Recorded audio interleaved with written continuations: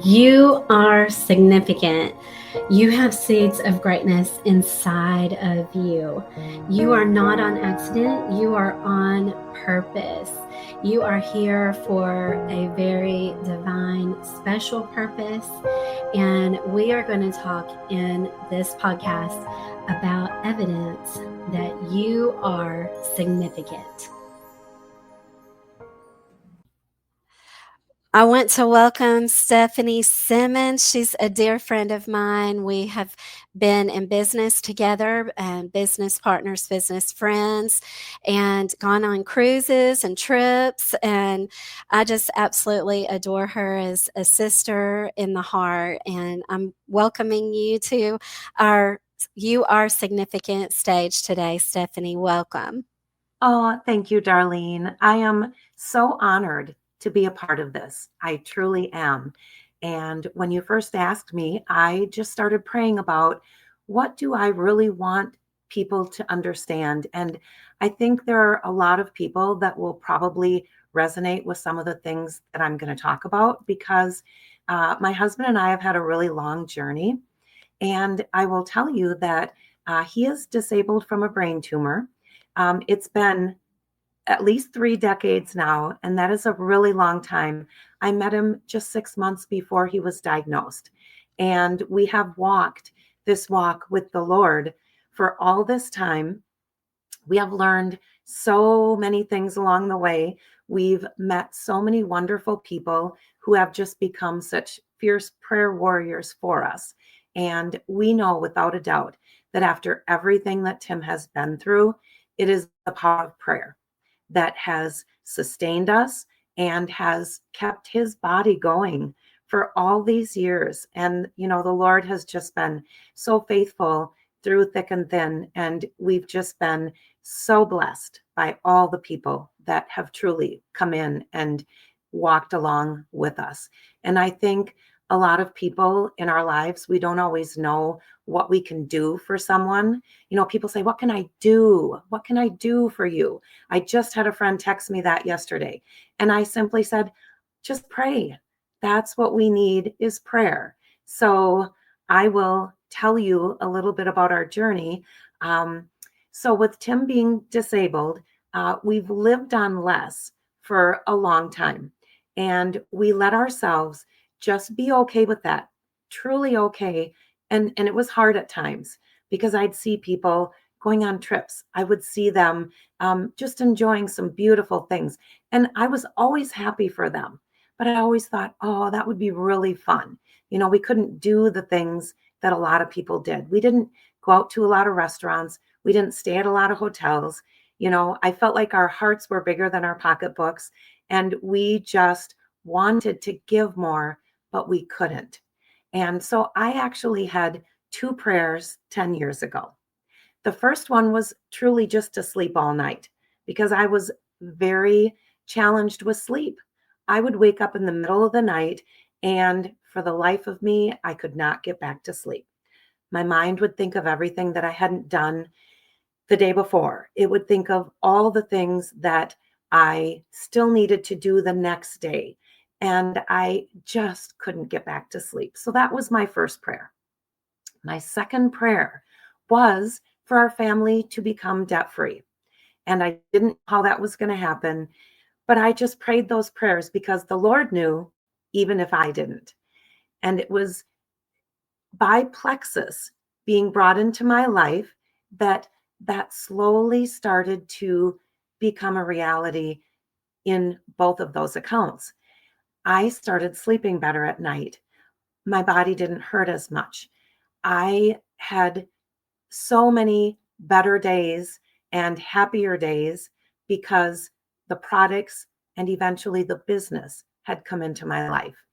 And I didn't really realize at the time because I was not dreaming very much anymore. I had just stopped dreaming and I didn't really realize that I had done that. But I had a few people say to me, I think you need to start dreaming again. And one even said, I think the Lord has some big plans for you. And I just kept thinking, wow, maybe he does.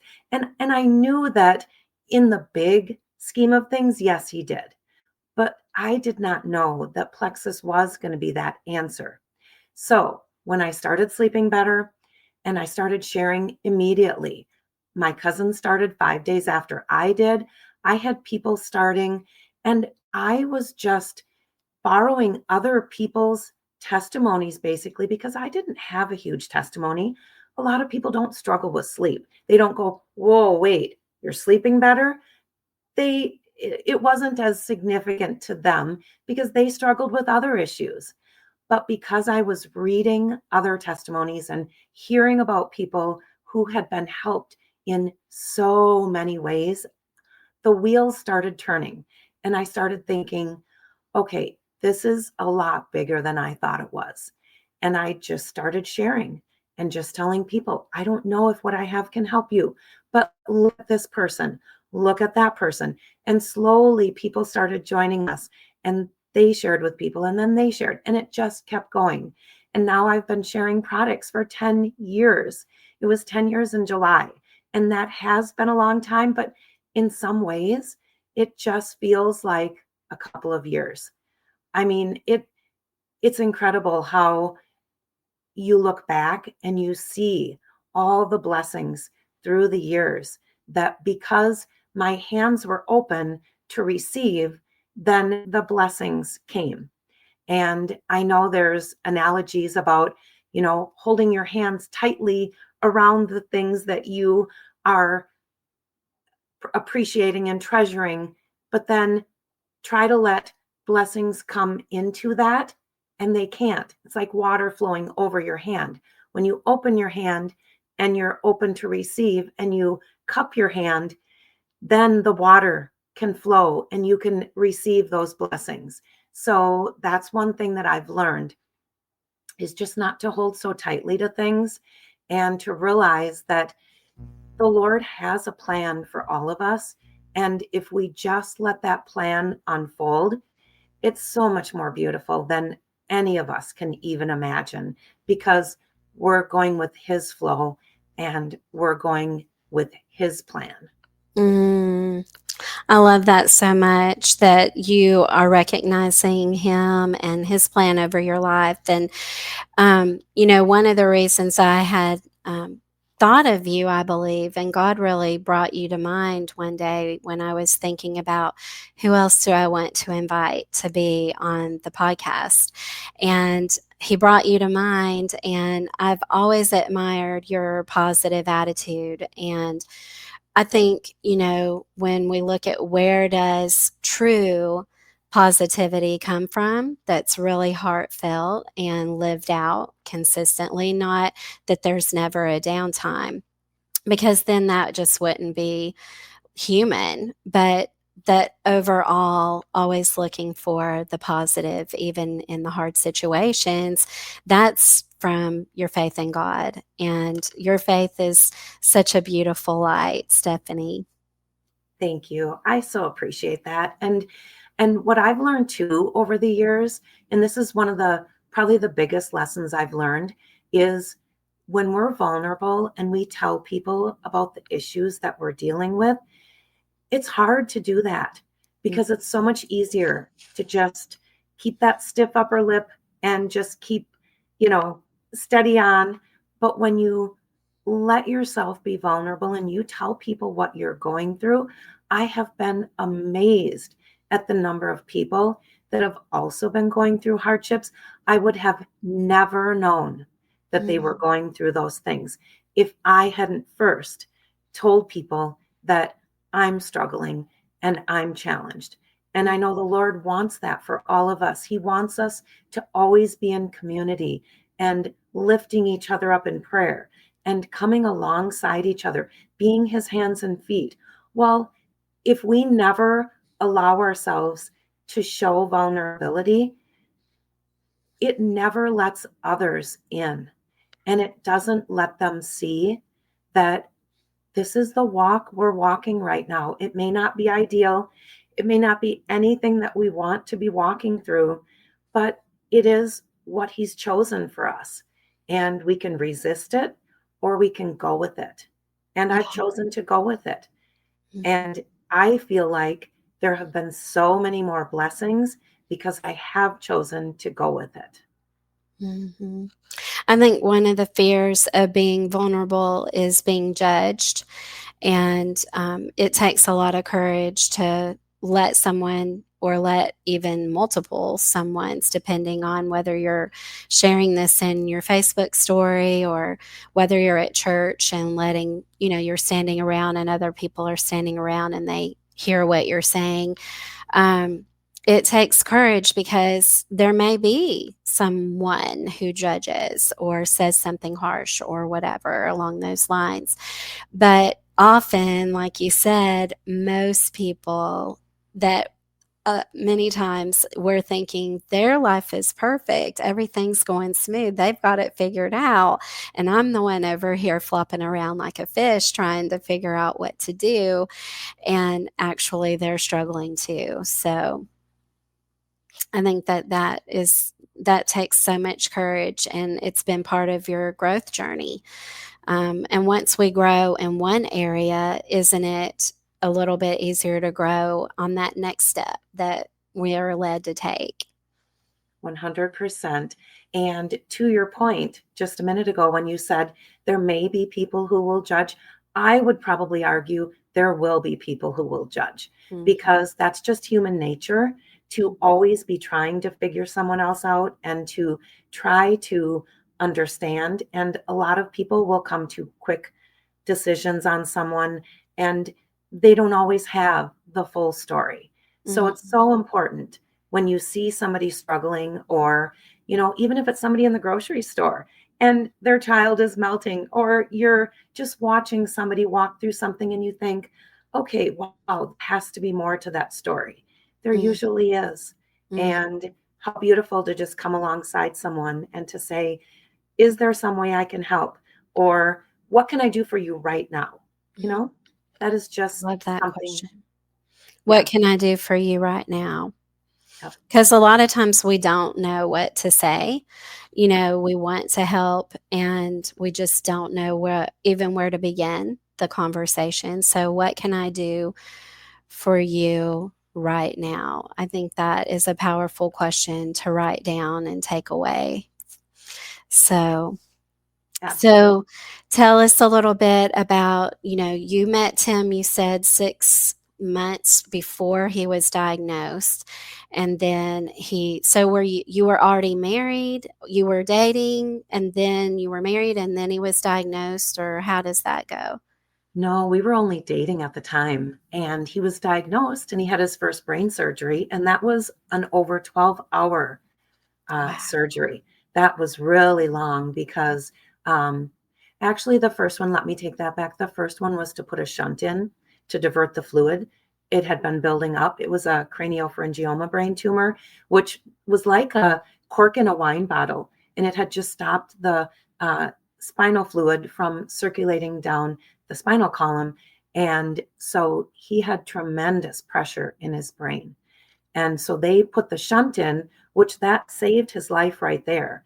And then 1 month later, over Thanksgiving, that because he was diagnosed in October, then the next month he was in over Thanksgiving, and they actually did a very painstaking surgery to just take out what they thought was brain tumor as much as they could and not touch any sensitive areas of the brain because you can change a person's personality. You can do a lot to a person by just touching the wrong area.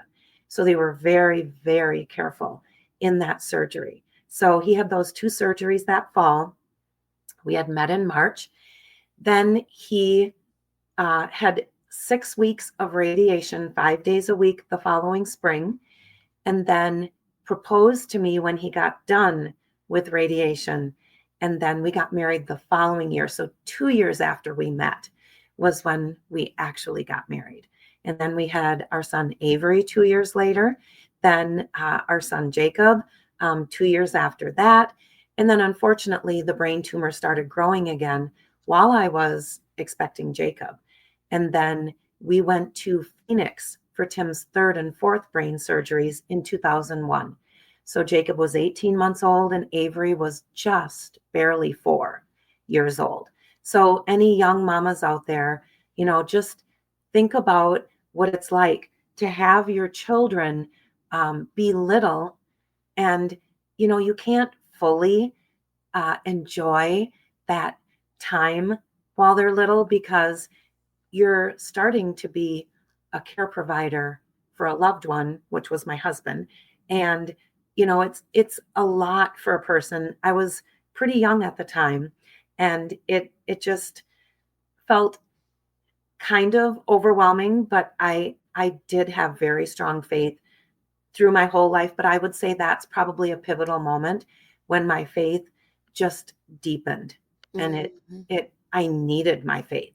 Mhm. I needed to have that happen where I took a deeper walk with the Lord, and that happened for me. So yeah, my faith has been unshakable. And I would definitely say that through the years, like I said, we didn't have a whole lot, but we still really did have a lot of fun. You can do a lot of things pretty cheaply in this world when you really try to find those fun things. Even if you take a driving vacation instead of flying, and you pack a cooler full of food and eat at, a rest stop somewhere or whatever, you don't have to spend a lot of money to still have a good time. And I think our boys had a really nice upbringing regardless, but they still saw a lot of things that Tim went through. And I think it helped to form them into the young men that they are. And they've got such big hearts, and they are a lot of help for Tim and me. So it's been beautiful. Yeah. Oh, I've met one of your sons, and he's just such a sweetheart. And we had fun when we went miniature golfing, and just had laughed a lot. And I just feel like what I observed in meeting him and getting to be around him is just how much he does appreciate the moment. And not I think as humans, one of our things we struggle with is unreasonable expectations.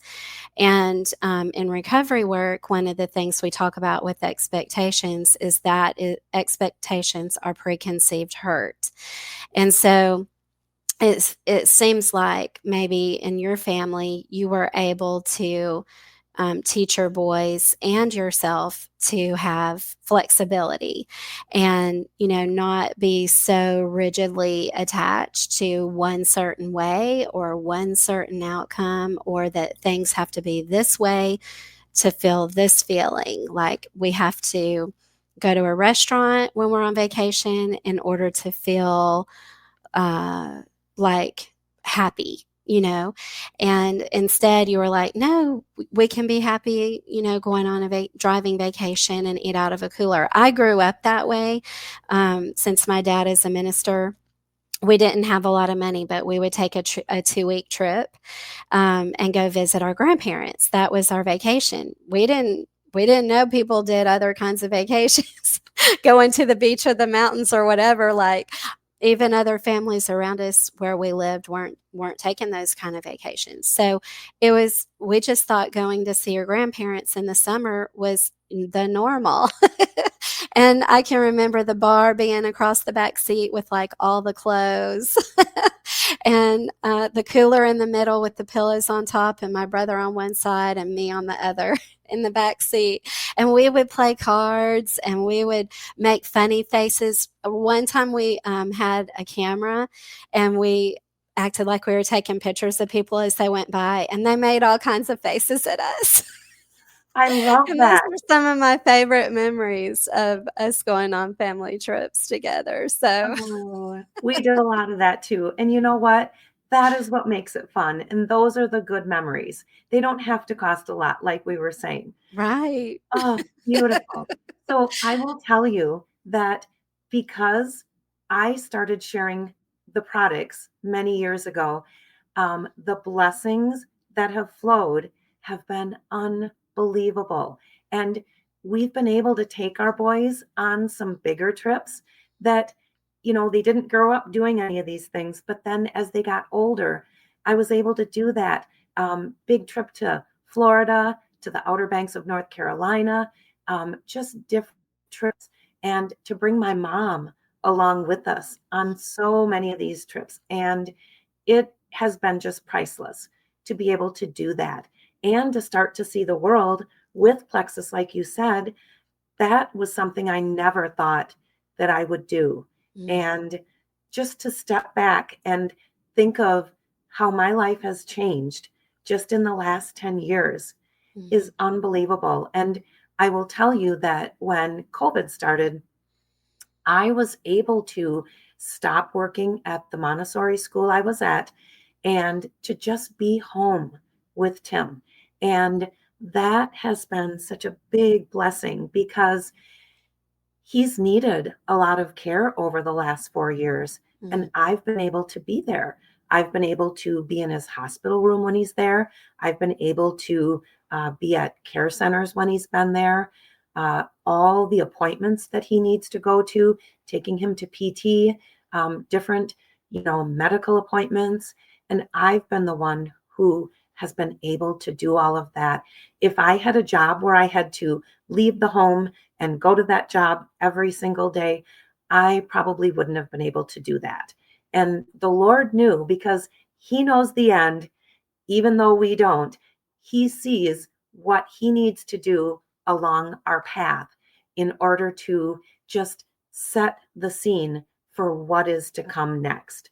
So I love that when we're open to whatever direction He is leading us, then those doors open for us. And there's not the resistance like there is if we're always asking why, or we're always just feeling overwhelmed with, now what?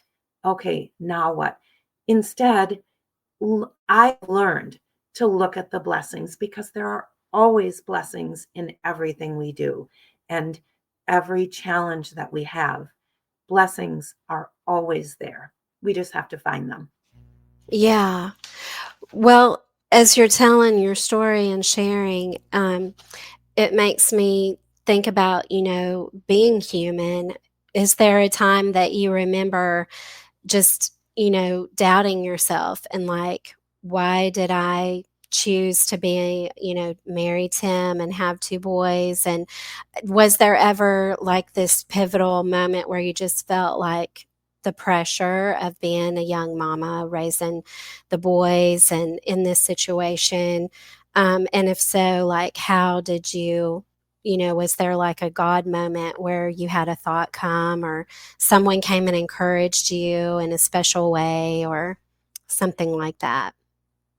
Yeah, so I will say that the year 2001, when his brain tumor had started growing again, that was probably my most difficult year, just because, like I said, I was young. I had two little boys that weren't even in school yet. And I just remember coming to the end of myself where I just had to say, like, I don't have anything left that I can physically do. And all I can do is lean on the Lord. So that was kind of a breaking point for me where I just had to lean in. And it was a what I could probably say is like you're awake, but it actually feels kind of like you're in a bit of a nightmare Mm, where you're just walking through a really hard time and you just don't really know what's going to become of it all, but you just know that he does have you in the palm of his hand, but it's a really hard walk. mm, So that's just when you just lean on him and you just know that whatever I'm going to be able to do, it's because he's doing it through me. mm. Yeah, he's doing it. Mhm. Um, that reminds me of another thing that we talk about in recovery, and it's step one, and it's admitting that I am powerless over my tendency to do the wrong thing. And the purpose of that first step is to allow God to begin to take over and be the one who's doing it instead of self trying to always be fixing it or in control or, you know, the one that almost like self. A lot of times we don't realize self as being God in the moment. We just haven't. matured enough or come to a moment where it's like, oh my goodness, I cannot do this.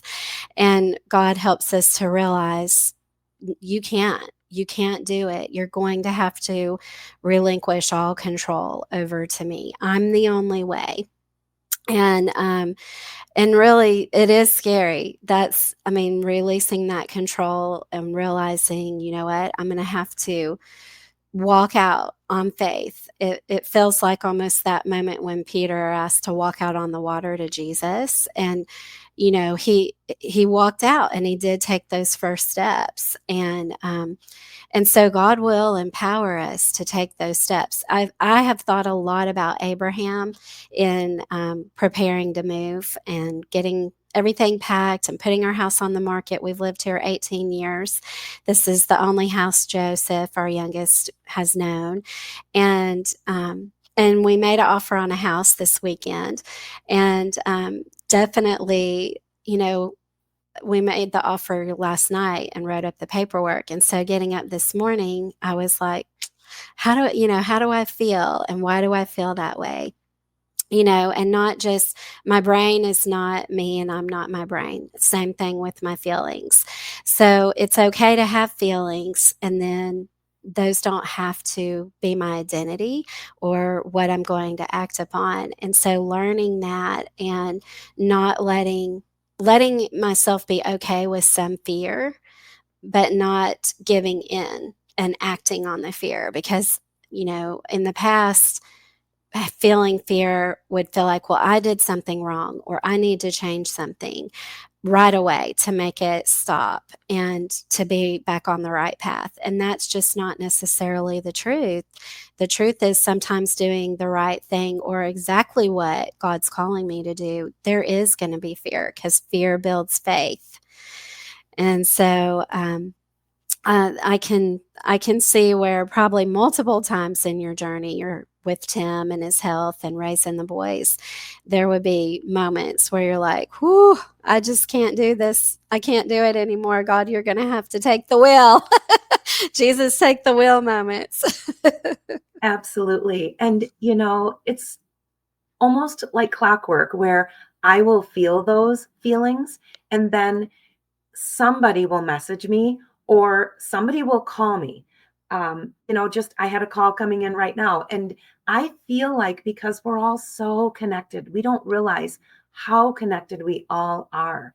And when one person feels a certain thing, when you're connected to people, you feel it with them or they feel your feelings so many times. And if you think of somebody, a lot of times that's the Lord saying, I think you should check in with them. So Mhm. I've been more obedient about that lately, where somebody will come into mind. It doesn't always have to be um, something tragic happening for somebody. Sometimes it's joyful. And they'll say, oh my gosh, you don't even know. You're the first to hear this. And then because I was obedient and I reached out to them, I got to be the first one to hear their happy news too. But a lot of times it can be a, wow, how did you know? I needed to hear from somebody today. Mhm. And that's been true in my life, where people have just messaged out of the blue. And I say, oh my goodness, you are just what I needed today. And I know without a doubt that the Lord sent that person to me at that specific moment because I needed somebody. Mhm. Yeah. Yeah. Yeah, I can remember one time being on my knees in prayer beside the bed, um, and, just praying so fervently and needing a hug. And it was a time when Don was gone. And I don't remember if he was deployed or if this was a time when we were going through hard times in our marriage. I want to say it was hard times in our marriage. And I was just praying and I was just almost begging God, that I needed a hug so bad. And my oldest daughter came in my room and gave me a hug. And I just knew that was God answering my prayer and hearing my prayer. And I'm so grateful that He hears our prayers. Another thought that I had is linking back to what you were saying earlier about vulnerability and how we're all connected. We're so connected. And the fact that you have let other people in and be a part of your journey. And, I've seen other people go through hard things and really close up and almost be ashamed and embarrassed and not want to take any help and have that kind of attitude. And they were so alone, and it didn't let other people share their gifts.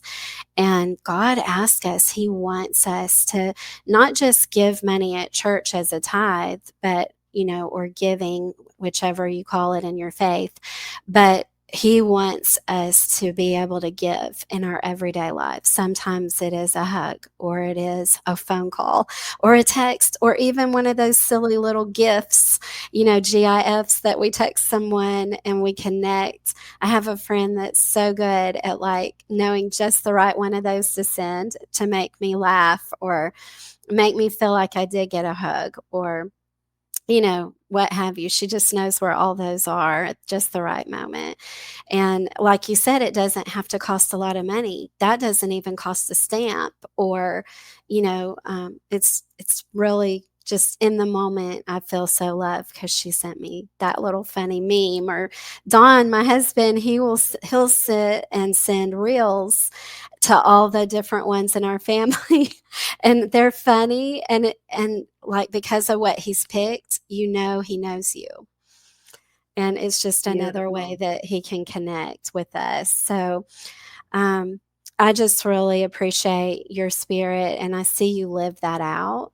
I love that you garden. That's one of the things you and I have in common, is loving plants and gardening. And from gardening, I've thought about you and like, how do you do that? Because my husband tills the garden for me, and I know your son has tilled for you. But like when the boys were little, then did maybe a neighbor come, or you're like, I don't know who did it until your boys were old enough, or maybe you did it. But it's just all those little things that have to line up, in order for the things to happen that we need. Right. And I will tell you that Tim used to be a lot more able bodied than he is. So he did a lot of that. And I have so many pictures of him and the boys planting the garden together. And, just a lot of times they would just plant it, which was beautiful. He tilled, they planted, and the boys have always been so helpful. And I have always appreciated that. But you reminded me of something that I would love to share from back in 2001, that it's one of the biggest life lessons I learned in that hard season. Is I had a friend who is a pastor's wife. She actually shared with me one time, she told me, I'd like to make meals for your family. And I said, oh my goodness, you don't have to do that. And she said, no, I want to. And I said, okay. So she did. And she made, I think, over 10 meals for us. Like every Wow. week she was bring, and they were like gourmet meals. She was an excellent cook. She would make like the salad and the main dish and the dessert, and she would put cloth napkins in there. Oh. And it was just so nice. And every week I'd give her her dishes back and the cloth napkins, and she just wanted our family to have that. Well, after a while, I was feeling bad, and I said, you know what, you don't have to keep making meals for us, even though this was when Tim was at his lowest. And Mm, she said, I want to tell you something. She said, every one of us has certain things that we need to accomplish on this earth, and the Lord has told us what we need to do. And she said, one of the things he's told me is to make meals, and that's the way I minister to people. And she said, so if you tell me no and you block me being able to give meals, that is actually stopping the blessings and the flow of what he wants to happen on this earth. mm, And then I won't be fulfilling my mission. And you are stopping me from fulfilling that mission. And it mm, brings tears to my eyes when I think about it, mm, because she taught me such a beautiful lesson mm, of don't be a blessing blocker. So then that was the theme for corporate going into December. And that brought tears to my eyes too, mm, because think of the times all of us when we have said no to someone, and maybe you have to for a certain reason, but if you continuously tell people no, you never know what blessings can come into their life because they were obedient and they did what the Lord asked them to do through them to you and out into this world. So I've learned to accept help when people offer it. And I have just learned that every one of us has a mission on this earth. And we don't always know what that mission is, but when we just keep listening to that still small voice, and the Lord said, I am leaving you, but I will give you a gift, and it's my Holy Spirit. Mm, And He indwells us, and mm. He's always talking to us, and He's always telling us the things that we need to do. We just need to listen and be obedient. Yeah. Thank you for sharing that, Stephanie. Yeah. And um, yet you're reminding me of sometimes when I feel prompted to do something and I know I need to get faster. A lot of times I do. I've had to learn that that is him prompting me. I just didn't realize it for a long time. Um, and then I want to get a little bit faster. um, having a little gift closet where you keep things that you can just give when you realize somebody needs encouragement. I think it's good to have, or a drawer, a cabinet. I mean, if you don't have a whole closet, that's fine. And having a little stash of cards, and again, doing what we can. If we can't stop and go visit or stop and, there's a lot of steps to getting a card in the mail. And I've spoken, I think, on this podcast recently about what a gift a card is because of all that's involved. But even someone taking time to send a text or make a phone call, what can I do? Like if I feel like I can't do this and that's what I felt prompted to do, maybe I am going to get that done. But what can I do in the interim? So I'm connecting with that person and they know they're special to me and they know that I'm thinking of them. My personality, I'm big to say, hey, let's get together. Or like as we were moving, I had planned when we had showings and had to be gone from the house that I was going to go make visits to certain people that wanted to see me again before I move. But I had never done this before, so I didn't know, how the time would flow and whatnot, and also what my son's needs would be because we are homeschooling him this year. And so it's played out a little bit differently than I thought it would. And there's some people that I still want to connect with and visit with. And so instead of just feeling like a failure and not connecting at all, looking at, well, what can I do to connect, and help them to know that I treasure them and my relationship with them. So thank you so much for exemplifying that and reminding us not to be a blessing blocker, sometimes to ourselves, because we feel like we're going to fail.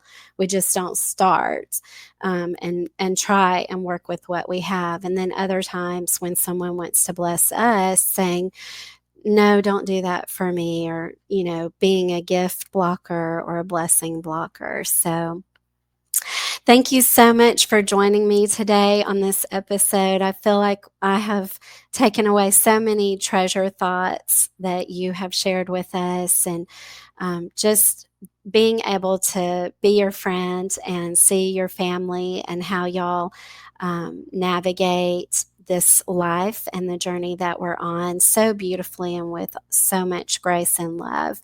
Your friendship is truly a treasure. Oh, I love you, Darlene. You are such a treasure to me, too. Thank you for having me on. It's been just so lovely, and I just have such a grateful heart. Thank you. I love you too, Stephanie. Look forward to having you again. Thank you, dear. Thank you for listening to You Are Significant. Please leave us a review. Please leave comments, give us a like, and share this out. We appreciate you here on You Are Significant, and I cannot wait till next time to spend time with you.